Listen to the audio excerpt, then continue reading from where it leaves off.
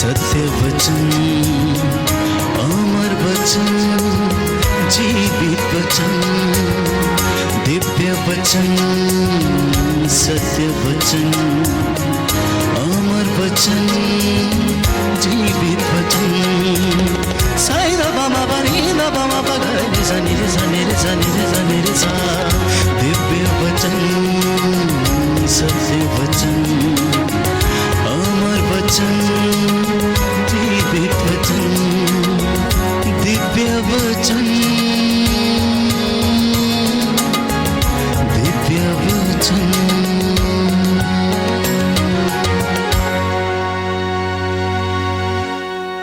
Gospel of St. Mark, chapter 6, verse 45 onwards. इसके तुरंत बाद ईसा ने अपने शिष्यों को इसके लिए बाध्य किया कि वे नाव पर चढ़कर उनसे पहले उस पार बेतसाइदा चले जाएं। इतने में वे स्वयं लोगों को विदा कर देंगे। ईसा लोगों को विदा कर पहाड़ी पर प्रार्थना करने गए। संध्या हो गई थी। नाव समुद्र के बीच में थी और ईसा अकेले स्थल पर थे। ईसा ने देखा कि शिष्य बड़े परिश्रम से नाव खे रहे हैं, क्योंकि वायु प्रतिकूल थी। इसलिए वे रात के लगभग चौथे पहर समुद्र पर चलते हुए उनकी ओर आए और उनसे कतराकर आगे बढ़ना चाहते थे। शिष्यों ने उन्हें समुद्र पर चलते देखा। वे उन्हें प्रेत समझकर चिल्ला उठे, क्योंकि सब के सब उन्हें देखकर घबरा गए। ईसा ने तुरंत उनसे कहा, ढारस रखो, मैं ही हूं, डरो मत। तब वे उनके पास आकर नाव पर चढ़े और वायु थम गई।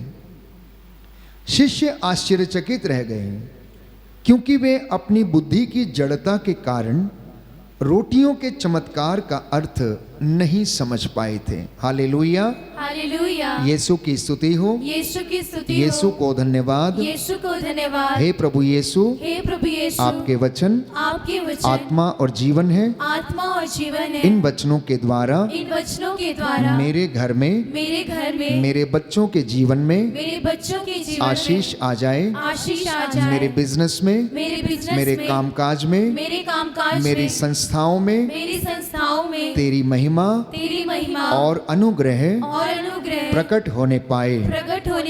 Hallelujah, hallelujah, hallelujah, hallelujah, hallelujah. Hallelujah. प्रियजनों, मैंने आपके लिए ये सुसमाचार से ये पैराग्राफ पढ़ा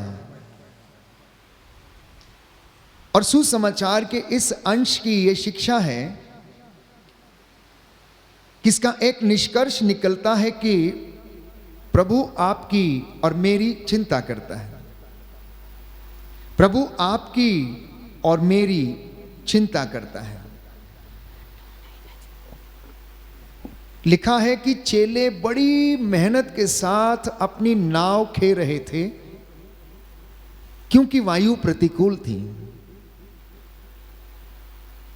मैं समझता हूं कि आपके हर एक परिवार में हर व्यक्ति बड़ी कठिन मेहनत करता है, चाहे पति हो या पत्नी हो, चाहे बच्चे हों। किसी किसी घर में यदि 4 लोग हैं तो चारों के चारों नौकरी करते हैं, मम्मी भी, पापा भी, बेटा भी और बेटी भी। लेकिन आश्चर्य का कारण यह है कि उस घर में शांति नहीं ठहरती, प्रेम नहीं ठहरता, सफलता नहीं मिलती, उनमें आपस में बनती नहीं। हालांकि वो अपने जीवन की नैया को बड़ी मेहनत के साथ खेते हैं, पैसा कमाते हैं, कमा कर लाते हैं, खाते हैं, लेकिन कहीं ना कहीं किसी चीज की मैं समझता हूं कि कमी रह जाती है। इसी तरह बहुत सारे लोग अपने खेतों में, दफ्तरों में काम करते हैं, बड़ी मेहनत करते हैं, लेकिन जितनी मेहनत का फल उन्हें मिलना चाहिए शायद कभी कभी नहीं मिलता है। जानते हैं क्यों? मैं समझता हूं बाइबल के अनुसार क्योंकि उनकी जिंदगी में यीशु नहीं है जो उन्हें वो सफलता प्रदान करता है, जो अनुग्रह वो उन्हें प्रदान करता है, वो उनकी जिंदगी में नहीं है। बाइबल हमें बताती, सुक्ति ग्रंथ में हम पढ़ते हैं, यदि कोई धनी बनता है तो केवल और केवल परमेश्वर के आशीर्वाद से। लोगों के पास पैसा है, उसके ऊपर आशीष नहीं है तो वो किसी काम का नहीं है।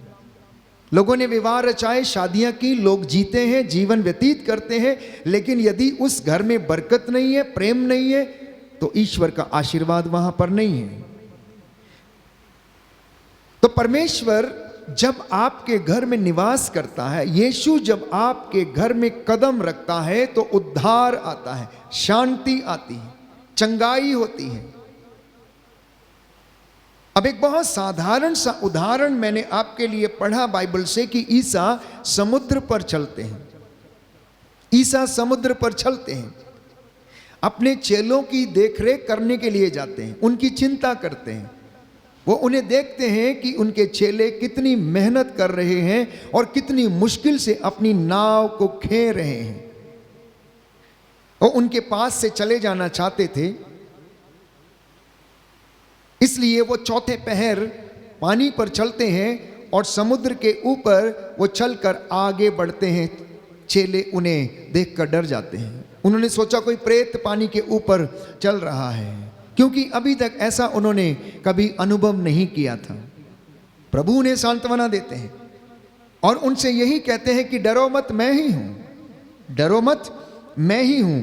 लिखा है, शिष्यों ने उन्हें समुद्र पर चलते देखा, वे उन्हें प्रेत समझकर चिल्ला उठे, क्योंकि सब के सब उन्हें देखकर घबरा गए।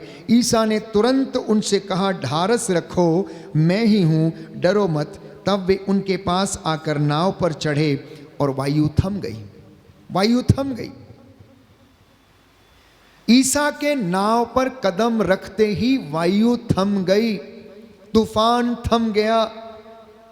अब उन्हें ज्यादा मेहनत नहीं करनी पड़ रही थी, वो आराम से अपनी नाव को खे रहे थे, क्योंकि उस नाव में ईसा की उपस्थिति थी। प्यारे भाइयों और बहनों, ईसा के हमारे घरों में, जीवन में आ जाने से बहुत सारे बंधन टूट जाते हैं। इस सुसमाचार के द्वारा प्रभु यीशु हमें यही बताना चाहता है। बोलिए amen, amen, hallelujah, hallelujah, hallelujah, hallelujah, hallelujah, hallelujah. हे प्रभु यीशु, हे प्रभु यीशु, मेरे घर में, मेरे परिवार में, मेरे जीवन में आ जाइए, आशीष दीजिए, जिससे कि मेरे दुख और मेरे कष्ट हल्के हो जाएं। Hallelujah, hallelujah, hallelujah, hallelujah, hallelujah, hallelujah. तो ईसा की उपस्थिति मात्र से लोगों की जिंदगी में चमत्कार होते हैं, ये पवित्र बाइबल हमें बताती है। मैं आपको वो बातें बता रहा हूं जो आज से प्यारे भाइयों और बहनों 2024 वर्ष पहले प्रभु के चेलों के साथ घटित हुई। प्रभु की जिंदगी में जो बातें थीं, जिनके द्वारा उसने लोगों को आशीषित किया, अनुग्रह प्रदान किया। मैं पवित्र बाइबल की वो बातें आपके सामने साझा कर रहा हूं जो पवित्र आत्मा की प्रेरणा से लिखे गए हैं। इसलिए ये वचन आपको आज जिंदगी प्रदान करेंगे यदि आप चेलों के जैसे, गैर यहूदियों के जैसे, लोगों के जैसे इस वचन को स्वीकार करेंगे और ईश्वर को अपने घर में जगह देंगे। इसलिए सुंदर वचन सामुएल के पहले ग्रंथ अध्याय 2 पद संख्या 30, first book of Samuel chapter 2 verse 30, जिसमें हम पाते हैं कि परमेश्वर का वचन ये कहता है, जो मेरा आदर करते हैं मैं उनका आदर करता हूं, और जो मुझे तुच्छ जानते हैं मैं भी उन्हें तुच्छ जानता हूं। यीशु जिस जिस घर में गया, जिस जिस घर में उसको सम्मान मिला, जिस जिस घर में लोगों ने उसका आदर किया, उस घर में चमत्कार हुआ, उस घर में चमत्कार हुआ।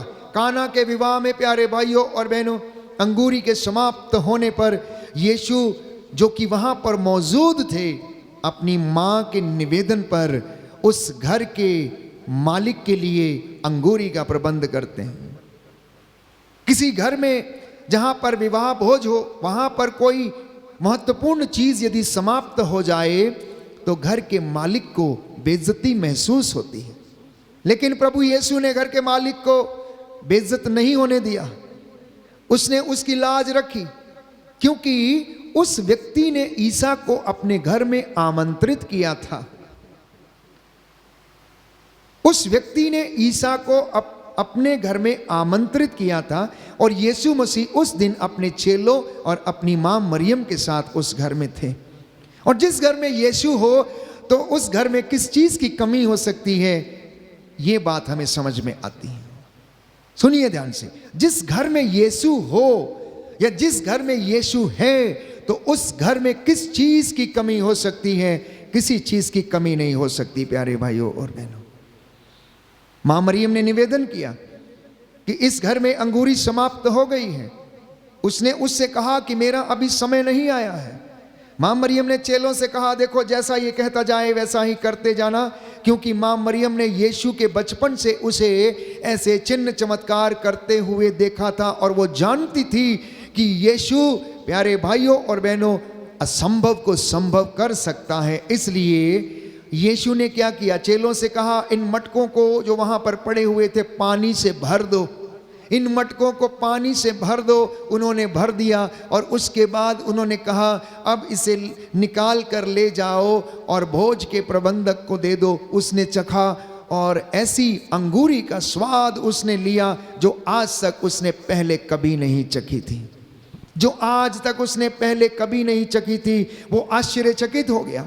ये हमारे प्रभु का कमाल है जिसकी हम आराधना करते हैं, जिसकी हुजूरी में आप इस वक्त बैठे हैं। संध्या के समय आपका पूरा घराना आशीषित हो रहा। इसलिए मैं चाहता हूं कि आप पवित्र बाइबल को, वचन को पढ़ें, यीशु को अपनी जिंदगी में, अपने घर में, अपने परिवार में आमंत्रित करें।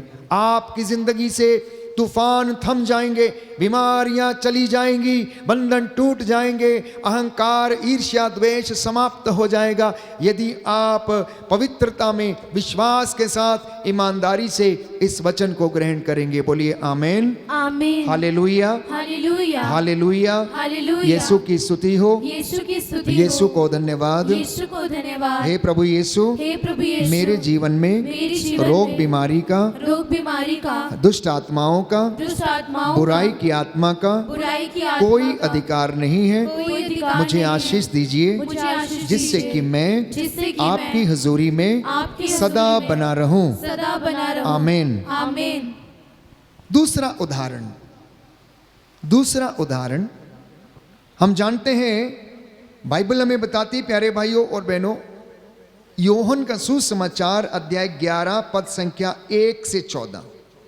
योहन का सुसमाचार अध्याय 11 पद संख्या 1 से 44 तक यदि आप पढ़ेंगे तो वहां पर एक सुंदर वाक्य है जिसे कि प्रभु हमारे बीच में रखते हैं। और ये लाजरस को जीवन दान देने की बात यहां पर कही गई है। लाजरस को जीवन दान देने की बात जब हम सुनते हैं तो लाजरस बीमार पड़ गया। उसकी 2 बहनें थी, मार्था और मरियम।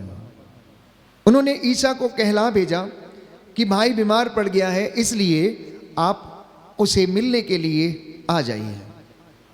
प्यारे भाइयों और बहनों, लाजरस को मरे 4 दिन हो गए थे। लाजरस को मरे 4 दिन हो गए थे और ईसा बिथानिया गए। जब वो बिथानिया पहुंचे तो मार्था ने उनसे कहा, यदि आप यहां होते तो मेरा भाई नहीं मरता। मार्था ने क्या कहा? यदि आप यहां होते तो मेरा भाई नहीं मरता। मैं आपके लिए वचन पढ़ूंगा, यूहन्ना का सुसमाचार अध्याय 11 पद संख्या 21। मार्था ने ईसा से कहा, प्रभु यदि आप यहां होते तो मेरा भाई नहीं मरता, और मैं जानती हूं कि आप अब भी ईश्वर से जो कुछ मांगेंगे ईश्वर आपको वही प्रदान करेगा। ईसा ने उसी से कहा, तुम्हारा भाई जी उठेगा, तुम्हारा भाई जी उठेगा। मार्था ने उत्तर दिया, मैं जानती हूं कि वह अंतिम दिन के पुनरुत्थान के समय जी उठेगा। ईसा ने कहा, पुनरुत्थान और जीवन मैं हूं। जो मुझ में विश्वास करता है वह मरने पर भी जीवित रहेगा, और जो मुझ में विश्वास करते हुए जीता है वह कभी नहीं मरेगा। क्या तुम इस बात पर विश्वास करती हो? उसने उत्तर दिया, हाँ प्रभु, मैं दृढ़ विश्वास करती हूँ कि आप वह मसीह ईश्वर के पुत्र हैं जो संसार में आने वाले थे। आप वो मसीह ईश्वर के पुत्र हैं जो संसार में आने वाले थे। आप वो मसीह ईश्वर के पुत्र हैं जो संसार में आने वाले थे। मैं इस बात पर विश्वास करती हूँ। मैं आपसे सवाल पूछता हूँ, क्या आप इस बात पर विश्वास करते हैं कि ईसा मसीह जीवंत ईश्वर का पुत्र है जो इस दुनिया में आने वाला था? वो आया, उसने पिता का प्रेम दिखाया, मेरे और आपके लिए अपने प्राण न्यौछावर किए। उसने हमें प्रेम करना सिखाया, उसने हमें माफ करना सिखाया, उसने हमें दुख सहन करना सिखाया, उसने हमें सैक्रिफाइस करना सिखाया और हाथ फैलाकर उसने ये जता दिया कि वो इस दुनिया से, मुझसे और आपसे कितना प्यार करता है, कितना प्यार करता है। प्यारे भाइयों और बहनों, इसलिए मार्था इस बात को कहती है कि प्रभु, यदि आप यहाँ पर होते तो मेरा भाई नहीं मरता, लेकिन मैं फिर भी विश्वास करती हूँ कि आप जो कुछ भी ईश्वर से मांगेंगे वह तुम्हें प्रदान करेगा। बोलिए आमेन, आमीन, हालेलुया, हालेलुया। यीशु की स्तुति हो, यीशु की स्तुति हो, यीशु को धन्यवाद। यीशु को धन्यवाद। ईसा ने कहा, ईसा ने कहा, पुनरुत्थान और जीवन मैं हूँ, पुनरुत्थान और जीवन जो मैं मुझ हूँ। में विश्वास करता है जो मुझ में विश्वास करता वह मरने पर भी वो मरने पर जीवित भी रहेगा, जीवित रहेगा। और जो मुझ में विश्वास करते हुए जीता है और जो मुझ में विश्वास करते वह हुए कभी जीता नहीं है, मरेगा। वो कभी नहीं मरेगा। हालेलुया। हालेलुया। क्या तुम इस बात पर क्या तुम इस बात पर विश्वास करती हो? विश्वास करती हो? उसने उत्तर दिया, उसने उत्तर दिया, हाँ प्रभु, हाँ प्रभु, मैं दृढ़ विश्वास करती हूँ मैं दृढ़ विश्वास कि करती हूँ आप वह मसीह कि आप वो मसीह ईश्वर के पुत्र हैं ईश्वर के पुत्र जो हैं, संसार में आने वाले थे। जो संसार में आने वाले थे। Hallelujah, hallelujah, hallelujah, hallelujah, hallelujah. Hallelujah. इसलिए प्यारे भाइयों और बहनों, यीशु ने कहा, जो मुझ में विश्वास करते हुए जीता है उसे अनंत जीवन प्राप्त है। क्या आप विश्वास करते हुए जीते हैं? यदि ऐसा है तो आपकी जिंदगी में कष्ट क्यों है, दुख क्यों है, परेशानी क्यों है, चिंता क्यों है? फिर क्यों आप डरते हैं अपने भाई से कि वो मेरी प्रॉपर्टी ले लेगा, अपने माता पिता से कि वो हमें हमारा हिस्सा नहीं देगा, अपने बेटे या बेटी से कि वो सब कुछ बर्बाद कर देगा? क्यों डरते हैं? मैं समझता हूं कि वहां पर प्रेम अभी पनपा नहीं है, सहनशीलता और दया वहां उमड़ी नहीं है, एक दूसरे को सहन करने वाली बात वहां पर नहीं है, विश्वास का अभाव वहां पर है। और सबसे ज्यादा क्योंकि यीशु वहां नहीं है, उसके नहीं होने के कारण आप केवल और केवल अपने दिन काटते हैं, जिंदगी जीते नहीं हैं। जिनके पास यीशु नहीं है, जिनके पास वचन नहीं है, जिनके पास पवित्र धर्मशास्त्र की शिक्षा का अभाव है, प्यारे भाइयों और बहनों, वे दिन काटते हैं, जिंदगी जीते नहीं हैं। लेकिन जिंदगी वो लोग जीते हैं जो परमेश्वर के वचन पर भरोसा रखते हैं। वो ये भरोसा करते हैं कि नहीं, परमेश्वर ने आज हमें संभाला है तो कल भी संभालेगा। इसलिए वे परमेश्वर की धार्मिकता और उसके राज्य की खोज में लगे रहते हैं। और बाइबल कहती है वो ऐसे लोगों को, अपने भक्तों को आशीष देता है और उनका संरक्षण उन्हें प्रदान करता है, स्वर्गदूतों के द्वारा उनके घर में डेरा डालता है। बोलिए आमेन, आमीन, hallelujah, hallelujah, hallelujah, hallelujah, hallelujah. Hallelujah. एक दूसरा उदाहरण हम पढ़ेंगे। पवित्र बाइबल सुसमाचार में हमें बताती है कि ईसा ने पेतरुस से कहा, पेतरुस, क्या तुम थोड़ी देर के लिए मुझे अपनी नाव दे सकते हो? पेतरुस, क्या तुम मुझे अपनी नाव दे सकते हो?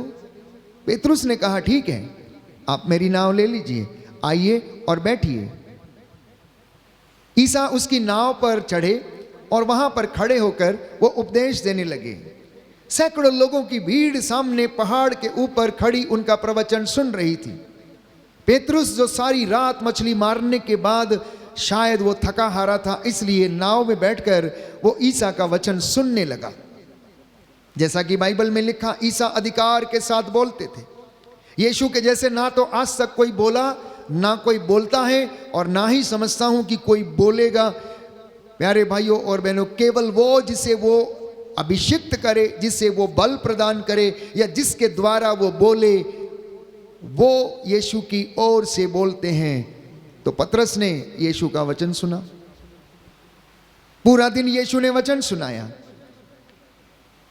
यीशु के वचन जो आत्मा और जीवन है, उनमें जीवन था। तो पेतरुस ने सुना, तो पेतरुस के अंदर जो सामर्थ्य नहीं था वो सामर्थ्य भरने लगा। उसे बहुत सारा ढारस मिला, बहुत सारा मोटिवेशन मिला, क्योंकि यीशु अधिकार के साथ लोगों को शिक्षा दे रहे थे, वो लोगों को प्रवचन सुना रहे थे। ये वो लोग थे जो रोटियों के चमत्कार के बाद उसके पीछे पीछे दौड़ कर चले आए थे। मैं समझता हूं उनमें से कुछ लोग वचन सुनने के लिए नहीं, केवल रोटी खाने के लिए आए थे, केवल रोटी खाने के लिए आए थे। इसलिए यीशु ने कहा कि मैं जानता हूं कि तुम क्यों आए हो, क्योंकि तुम खाकर तृप्त हो गए हो। लेकिन फिर भी तुम में से बहुतों ने रोटियों के चमत्कार का अर्थ नहीं समझा, ना ही चेले उस अर्थ को समझ पाए थे। लेकिन जब पेतरुस ने अपनी नाव, प्यारे भाइयों और बहनों, यीशु को दे दी, यीशु उस नाव में सवार हुए और उसके बाद उन्होंने प्रवचन सुनाया। पेतरुस ने भी वो वचन सुना, उनके साथियों ने वचन सुना, और ईसा ने पेतरुस से कहा, पेतरुस अब नाव गहरे पानी में ले चलो, अब नाव गहरे पानी में ले चलो। पेतरुस बोल उठता है, गुरुवर सारी रात मेहनत करने के बावजूद हमें कुछ नहीं मिला, हम इतनी मेहनत करते रहे, अपनी नाव खेते रहे, लेकिन हमें मछली नहीं मिली। लेकिन यदि आप कहते हैं, यदि आप कहते हैं, आपके वचन पर मैं नाव को गहरे पानी में लेकर चलूंगा और आपके कहने पर मैं नाव के दाहिनी ओर जाल डालूंगा। उसने ऐसा ही किया, उसने ऐसा ही किया। उसका जाल मछलियों से भर गया, वो उसे निकालने में असमर्थ थे। उन्होंने अपने साथियों को इशारे से बुलाया कि आए और उनकी मदद करें। वे लोग आए, जाल एक नावें दो, जाल एक नावें दो। आप में से जो लोग मछुआरे का काम करते हैं, चाहे वो मुंबई में हो, चाहे आंध्रा में हो, या किसी भी कोस्टल एरिया में हो, आपको मालूम है कि आपकी जहाज में या आपके नाव में कितनी बड़ी बड़ी मछलियां आप बटोर सकते हैं, उसमें जमा कर सकते हैं। जाल एक नावें दो। और जाल, बाइबल कहती, फटने फटने को हो गया, फटने फटने को हो गया। उन्होंने अपने साथियों को इशारे से बुलाकर उसे बाहर निकाला। क्या हम में से कईयों की जिंदगी ऐसी नहीं है, पेतरुस के जैसे नहीं है? क्योंकि अब तक पेतरुस ने यीशु का वचन सुना ही नहीं था। यदि सुना था तो मनन चिंतन नहीं किया था। इसलिए वो अपने टैलेंट पर भरोसा करता था, क्योंकि वो बचपन से मछुआरा था, मछली पकड़ने में एक्सपर्ट था। आप में से बहुत सारे लोग एक्सपर्ट हैं, टैलेंटेड हैं, लेकिन प्रभु से दूर हैं। पेतरस भी प्रभु से दूर था, उसके वचन से दूर था।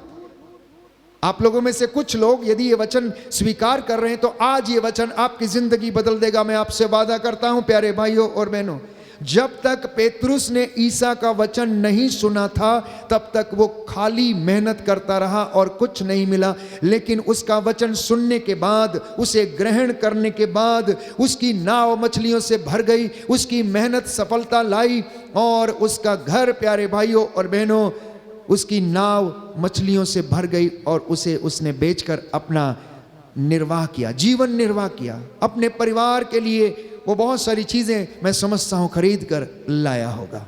यीशु के आने से ये होता है।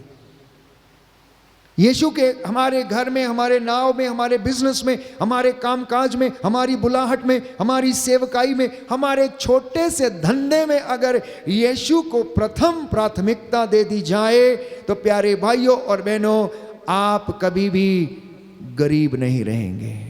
आप कभी भी गरीब नहीं रहेंगे। हो सकता है आप पैसे के गरीब होंगे, लेकिन दिल के आप अमीर होंगे, दिल के आप धनी होंगे, विचारों के आप धनी होंगे, प्रेम के आप धनी होंगे, क्षमा करने वाले आप होंगे, एक दूसरे को सहन करने वाले होंगे, एक दूसरे का आदर सम्मान करने वाले होंगे।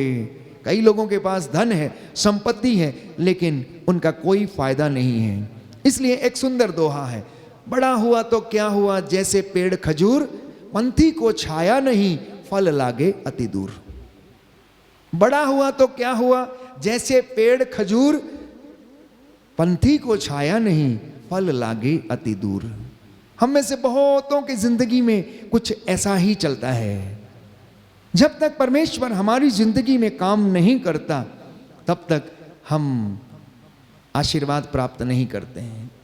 इसलिए मैंने कहा, अपने घर में यीशु को बुलाना, अपनी समस्याओं में यीशु को याद करना, अपनी जिंदगी के कष्टों में, दुखों में, तूफानों में यीशु को याद करना और उसके वचन के अनुसार आप अपनी जिंदगी में काम करना। जब आप पवित्र वचन को आप पढ़ते हैं और वो आपसे कुछ कहता है तो आपको प्रेरणा मिलती है, उस प्रेरणा के अनुसार चलें। पवित्र आत्मा की आवाज को सुने, पवित्र आत्मा की आवाज को सुनना और उसके अनुसार कार्य करना, क्योंकि प्रभु आपकी चिंता करता है। चिंता इसलिए करता है ताकि आपका कल्याण हो।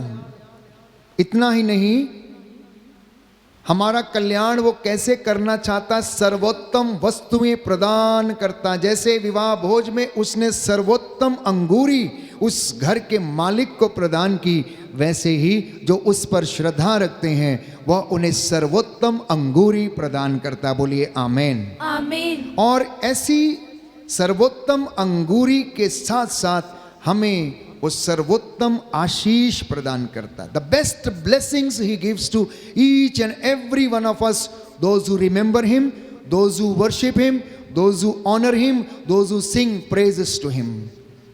जब वो वरदान देता है तो प्यारे भाइयों और बहनों, वरदान, बेस्ट गिफ्ट्स हमारी जिंदगियों में वो हमें प्रदान करता है। इसलिए बाइबल हमें बताती है कि परमेश्वर आपकी चिंता करता है जिससे कि आपका कल्याण हो। यदि आप योहन के 3 पत्र उसके अध्याय 1 पद संख्या 2 में पढ़ेंगे तो लिखा है, मेरी हार्दिक कामना ये है कि आपका सब तरह से कल्याण हो, आपका सब तरह से कल्याण हो और आपकी आत्मा की तरह आपका शरीर भी पूर्ण स्वस्थ रहे। आपका आत्मा की तरह शरीर भी आपका पूर्ण रूप से स्वस्थ रहे। कई लोग आत्मिकता में बहुत आगे हैं, लेकिन शरीर अस्वस्थ रहता है, रोगों से ग्रसित रहता है। इसलिए प्रभु ये चाहता है कि वो हमारी आत्माओं के साथ साथ हमारे शरीरों का भी उद्धार करे। तो परमेश्वर आपको सब समस्याओं से ऊपर रखना चाहता है। बोलिए आमेन, आमीन, आमेन, आमीन, हालेलुया, हालेलुया। सारी सफलताओं से आपको ऊपर रखना चाहता है। पाप की सारी अभिलाषा, धोखा, विषय वासना, इन तमाम बातों से वो आपको ऊपर रखना चाहता है। सारी बुराई की ताकत से आपको ऊपर रखना चाहता है। यही तो परमेश्वर की आशीष है, यही उसका प्यार है। And that is the best blessings which he gives to each and every one of us. आज की संध्या के दौरान जब हम प्रभु की आराधना कर रहे हैं, वो ऊंचे सिंहासन पर विराजमान है, स्वर्गदूतों की सेना निरंतर पवित्र पवित्र कहते हुए उसका आदर सम्मान कर रही, महिमा गा रही है। तो आप भी मेरे साथ मिलकर प्रार्थना करना प्यारे भाइयों और बहनों की, हे प्रभु मुझे अपनी आज्ञाओं का पालन करने का सामर्थ्य प्रदान कर। बोलिए आमीन, आमीन। हे प्रभु मुझे तेरी आज्ञाओं का पालन करने का सामर्थ्य दीजिए। Hallelujah, hallelujah. प्रभु का वचन कहता है, विधि विवरण ग्रंथ अध्याय 28 पद संख्या 1, यदि तुम मेरी आज्ञाओं का पालन करोगे, आदेशों का पालन करोगे, तो ये सब वरदान तुम्हें मिलेंगे। नगर में तुम्हारा कल्याण होगा, देहात में तुम्हारा कल्याण होगा, तुम्हारा कल्याण होगा। तुम्हारी आटा गूंदने की परात, तुम्हारी आटा गूंदने की परात, तुम्हारे पशुधन तुम्हारे पशुधन और भेड़ बकरियों के और भेड़ बकरियों के बच्चों को भी बच्चों को भी आशीर्वाद प्राप्त होगा। आशीर्वाद प्राप्त होगा। घर के बाहर जाते समय, घर के बाहर जाते समय, भीतर आते समय भीतर आते समय प्रभु तुम्हें आशीर्वाद प्रदान करेगा। आशीर्वाद प्रदान करेगा। Hallelujah, hallelujah, hallelujah, hallelujah, hallelujah. Hallelujah. ये परमेश्वर का वादा है, इसलिए उसकी आज्ञाओं का पालन करना सीख लीजिए, क्योंकि जहां पर उसकी आज्ञाओं का पालन होता है वहां पर उसका आशीर्वाद और अनुग्रह छाया रहता है।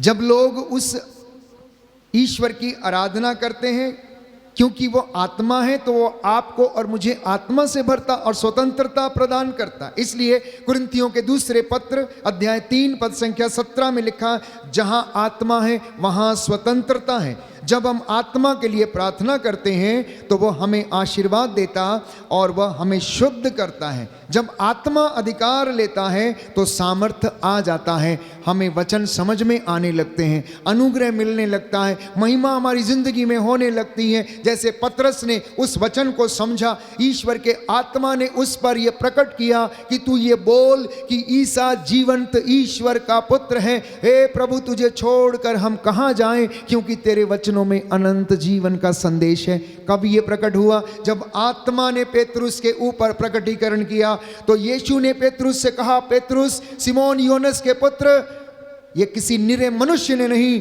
बल्कि मेरे पिता ने आत्मा के द्वारा तुझ पर यह प्रकट किया, और तब तू अंगीकार कर पा रहा है कि ईसा जीवंत ईश्वर का पुत्र है। प्रियजनों, आज बहुत से लोग मसीह तो हैं लेकिन विश्वासी नहीं हैं। विश्वास की कमी है। विश्वास की कमी के कारण चमत्कार नहीं देख पाते हैं। वो जिंदगी में निराश हो जाते हैं, हताश हो जाते हैं, इसलिए भटक जाते हैं। जैसे पतरस निराश हो गया, पूरी रात मेहनत करने के बाद उसे मछली नहीं मिली और वो निराश हो गया, थक गया। लेकिन यीशु ने उससे कहा कि अपनी नाव गहरे पानी में ले चलो, नाव के दाहिनी ओर जाल डालो, और उसने कहा, तेरे कहने पर आज मैं ये करूँगा।